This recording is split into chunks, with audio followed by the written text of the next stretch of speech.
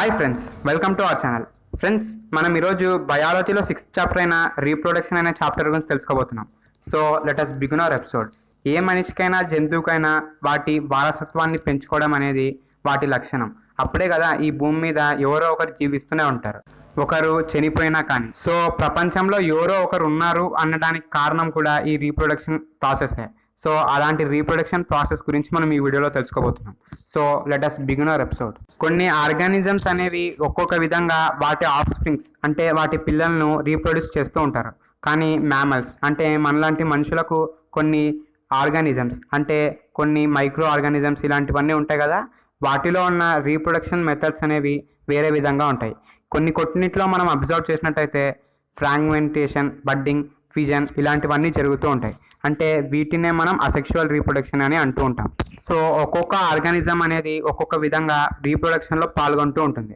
So అది ఎలాగో ఒక్కొక్క దానిలో ఎలా జరుగుతుందో కొన్ని మోడల్స్ గురించి కూడా మనం తెలుసుకోబోతున్నాం. ఇప్పుడు formation of bacterial colony in milk అంటే పాలల్లో మనం కొంచెం పెరుగుని యాడ్ చేస్తే ఆ పాలన్నీ పెరుగుగా మారిపోతూ ఉంటాయి. ఇక్కడ కూడా రీప్రొడక్షన్ జరిగింది అని మనం చెప్పాలి. రీప్రొడక్షన్ అంటే ఇంకొక ఆర్గానిజంని మనం ప్రొడ్యూస్ చేయడం. ఇక్కడ కడ్ అనేది మిల్క్తో యాడ్ అయ్యి మొత్తం కడ్గా ఫామ్ అయింది అంటే అందులో ఒక బ్యాక్టీరియా అనేది తోడ్పడుతూ ఉంటుంది. దాని పేరే లాక్టోబాసిల్లస్ బ్యాక్టీరియా. ఇదే మిల్క్తో మిక్సప్ అయి మొత్తానికి దాని కాలనీని పెంచుకుంటూ ఉంటుంది, అంటే దాని నంబర్ పెంచుకుంటూ ఉంటుందన్నమాట. ఈ రీప్రొడక్షన్ ప్రాసెస్ అనేది అట్ కాన్స్టెంట్ టెంపరేచర్ అలాగే అక్కడున్న కండిషన్స్ బట్టి పెరుగుతూ ఉంటుంది. ఫర్ ఎగ్జాంపుల్ ఈ ఎగ్జాంపుల్ మనం చూసినట్టయితే అక్కడ కడ్ అనేది ఏ టైంకి పడితే ఆ టైంకి ఫామ్ అవ్వదు. బాగా చలిగా ఉన్నా కానీ కడ్ అనేది ఫామ్ అవ్వదు, ఎందుకంటే ఆ బ్యాక్టీరియా అనేది రీప్రొడ్యూస్ అవ్వదు. అలాగే బాగా వేడి పాలలో యాడ్ చేసినా కానీ అంత ఫాస్ట్గా కడ్ అనేది ఫామ్ అవ్వదు. లూక్ వామ్ అంటే మీడియం టెంపరేచర్ లేకపోతే కాస్త వేడిగా ఉంటేనే కడ్ అనేది ఫామ్ అవుతూ ఉంటుంది.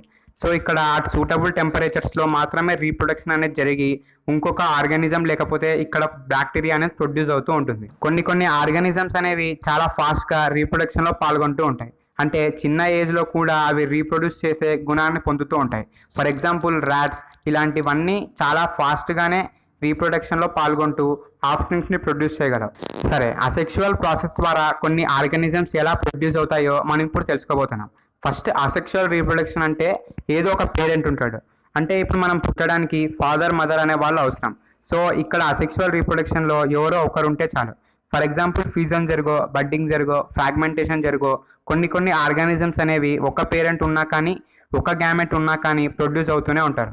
సో అలాంటి ఎగ్జాంపుల్స్ గురించి మనం ఇప్పుడు తెలుసుకోబోతున్నాం అనమాట. ఫిజన్ అంటే పారామిషియన్ బ్యాక్టీరియా అనేవి వాటికవే స్ప్లిట్ అవుతూ రీప్రొడ్యూస్ అవుతూ ఉంటాయి. సింపుల్గా పారామిషియం మనం గమనించినట్టయితే అది ఒక ఆర్గానిజం టైప్. సో అది 2 భాగాలుగా డివైడ్ అయిపోతుంది. ఆ డివైడ్ అయిపోతుంది కదా, 2 పార్ట్స్గా అవి డివైడ్ అయిన తర్వాత ఆ 2 డివైడ్ అయిన పార్ట్సే ఇంకొక పారామిషియంగా ఫామ్ అవుతుంది.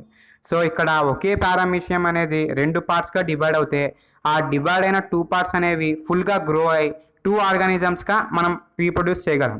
ఆ పారామిషియంలో రీప్రొడక్షన్ అనేవి అలా ఉంటాయన్నమాట. కానీ ఇంకొక ఆర్గానిజం మనం చూసినట్టయితే బడ్డింగ్ అంటే ఈస్ట్లో బడ్డింగ్ ప్రాసెస్ వల్ల రీప్రొడక్షన్ అనేది జరుగుతూ ఉంటుంది. బడ్డింగ్ అంటే ఆ ఆర్గానిజమ్స్ పైన కొన్ని కొమ్ములు రావడం అనమాట. ఆ కొమ్ములు అనేవి సర్టైన్ టైంలో విడిపోయి ఇంకొక ఆర్గానిజంగా డెవలప్ అవుతూ ఉంటుంది. సో ఈస్ట్ అనేది పైన బడ్స్ని ఫామ్ చేస్తూ ఉంటుంది. ఆ బడ్స్ అనేవి ఆ ఈస్ట్ నుండి హోస్ట్ నుండి సపరేట్ అయిపోయి దాన్ని సపరేట్గా మళ్ళీ ఇంకొక దాన్ని ప్రొడ్యూస్ చేయడానికి తోడ్పడుతూ ఉంటుంది. బడ్డింగ్ అంటే పైన బడ్స్ వస్తాయి, సర్టైన్ టైంలో అవి డివైడ్ అయిపోతాయి, వాటికవే ఇంకొక ఈస్ట్గా ఫామ్ అవుతాయి. తర్వాత ఫ్రాగ్మెంటేషన్ అంటే కూడా సేమ్ బడ్డింగ్ లాగానే, కాకపోతే పైన బడ్డింగ్ అనేది ఫామ్ అయింది కదా, ఇక్కడ ఫ్రాగ్మెంట్స్ అనేవి ఫామ్ అవుతాయి. సో సర్టైన్ టైంలో అవి కూడా విడిపోయి ఒక కంప్లీట్ ఆర్గానిజంగా గ్రో అవుతూ ఉంటాయి. ఆ తర్వాత పార్థెనోజెనసిస్. ఈ ప్రాసెస్ వల్లనే వాటర్ మిలన్లో అలాగే కొన్ని గ్రేప్స్లో సీడ్స్ లేకుండా కూడా గ్రో అవుతూ ఉంటాయి. ఇది మ్యాన్మేడ్ మెథడే, అంటే ఇది యాక్చువల్గా సెక్షువల్ రీప్రొడక్షన్ కానీ అసెక్షువల్ రీప్రొడక్షన్గా మనం కన్వర్ట్ చేస్తున్నాం అనమాట. ఇందులో జైగోట్ అనేవి ఆఫ్ స్ప్రింగ్స్ అనేవి ఫర్టిలైజేషన్ జరగక ముందే ఫామ్ అవుతూ ఉంటాయి. మామూలుగా అయితే సెక్షువల్ రీప్రొడక్షన్లో పాల్గొని జైగోట్ అలాగే ఆఫ్ స్ప్రింగ్స్ అంటే ఫ్రూట్స్ని ప్రొడ్యూస్ చేయగలగాలి. కానీ ఇక్కడ అవి మ్యాన్మేడ్ అలాగే ఆర్టిఫిషియల్ మెథడ్స్ ద్వారా మొత్తానికి ఫర్టిలైజేషన్ అంటే మేల్ ఫీమేల్ గ్యామెట్స్ అనేవి మర్జ్ అయినప్పుడు ఫర్టిలైజేషన్ అనేది జరుగుతుంది. కానీ ఇక్కడ ఆర్టిఫిషియల్ మెథడ్స్ వల్ల ఫీమేల్ గ్యామెట్ అనేది డైరెక్ట్గా జైగోట్గా ఫామ్ అవుతుంది. అంటే మేల్ గ్యామెట్తో మిక్స్ అవ్వకపోయినా. ఈ మెథడ్ అనేది వాటర్ మిలన్లో మాత్రమే కాదు, యాంట్స్ అలాగే బీస్లో కూడా కనపడుతూనే ఉంటుంది. నార్మల్గా ఫర్టిలైజ్ అవుతేనే రీప్రొడక్షన్ అనేది జరుగుతూ ఉంటుంది. కానీ ఫర్టిలైజేషన్ జరగకపోయినా కానీ మనం ఏదో ఒక ఆర్గానిజంని ప్రొడ్యూస్ చేయడమే పార్థెనోజెనసిస్ ప్రాసెస్.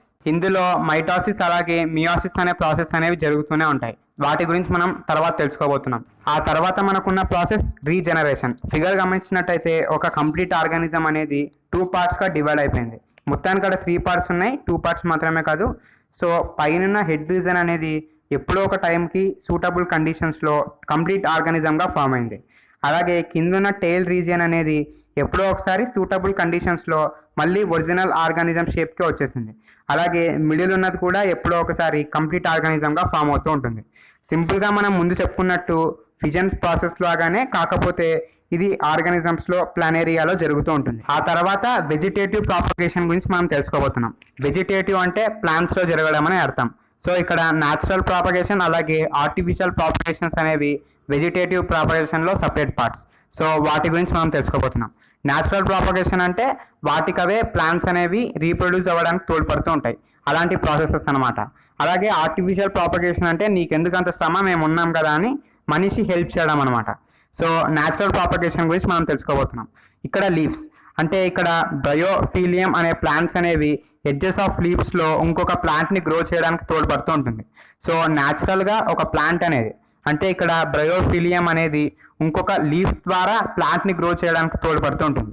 సో ఇది వన్ టైప్ ఆఫ్ రీప్రొడక్షన్ అనే మనం చెప్పాలి. స్టెమ్స్, ఇక్కడ స్టెమ్స్ అంటే కొన్ని ఏరియల్ వీక్ స్టెమ్స్, అంటే ఏవైతే వీక్ స్టెమ్స్ అయితే ఉంటాయో అవి పైకి వెళ్లకుండా కాస్త నేలకు తగిలిపోయి ఉంటాయి. సో అలా నేలకు తగిలినప్పుడు అక్కడున్న రూట్స్ అనేవి ఇంకొక రూట్గా ఫామ్ అవడానికి తోడ్పడుతుంది. అంటే స్టెమ్లో డెవలప్ అయిన కొన్ని ఫ్రూట్స్ అనేవి వాటి రూట్స్ అనేవి కాస్త నేలకు తగలడం వల్ల నీళ్ళలో పేరుకోపోతాయి. సో అలా రూట్స్ అనేవి సాయిల్కి చేయడం వల్ల అదే ఒక సపరేట్ ప్లాంట్గా ఎదగడం తోడవుతూ ఉంటుంది. సో ఇక్కడ వీక్ స్టెమ్ వల్ల ఆ రూట్స్ అనేవి నేలకు చేరి అక్కడ వాటర్ సన్లైట్ని యూజ్ చేసుకుంటూ ఇంకొక ప్లాంట్ అనేది గ్రో అవుతూ ఉంటుంది. అలా స్టోలెన్స్ ద్వారా జాస్మిన్ స్ట్రాబెర్రీ అనేవి, బల్స్ ద్వారా ఆనియన్స్ అనేవి, కార్న్స్ ద్వారా కలకేషియా అనేవి, ట్యూబర్ ద్వారా పొటాటో, రైజమ్ వల్ల జింజర్, రూట్ వల్ల రూట్స్ ఆఫ్ దహీలియా అలాగే రాడిష్ క్యారెట్ అనేవి ఫామ్ అవుతూ ఉంటాయి. ఆ తర్వాత ఆర్టిఫిషియల్ ప్రాపగేషన్ అంటే సేమ్ న్యాచురల్ మెథడ్స్లోనే, కాకపోతే మనిషి అనేవాడు హెల్ప్ చేస్తూనే ఉంటాడు. సో ఇక్కడ కట్టింగ్ అంటే ఒక పార్ట్ని మనం కట్ చేసి సింపుల్గా మనం సాయిల్లో నాటడం అనమాట. ఆ తర్వాత మనకున్న నెక్స్ట్ మెథడ్ వచ్చేసి లేయరింగ్. సింపుల్గా మనం ముందు చెప్పుకున్నట్టు వీక్ స్టెమ్స్ ఏవైతే ఉంటాయో అవే రూట్స్ని సాయిల్కి అందిస్తూ మొత్తానికి అక్కడ ఇంకొకటి డెవలప్ అవ్వడానికి తోడ్పడుతుంటుంది అని చెప్పుకున్నాం కదా. కానీ ఇక్కడ మనిషి హెల్ప్ అనేది ఉంటుంది. సేమ్ అలానే, కాకపోతే ఇక్కడ మనిషి హెల్ప్ అనేది ఉంటుంది.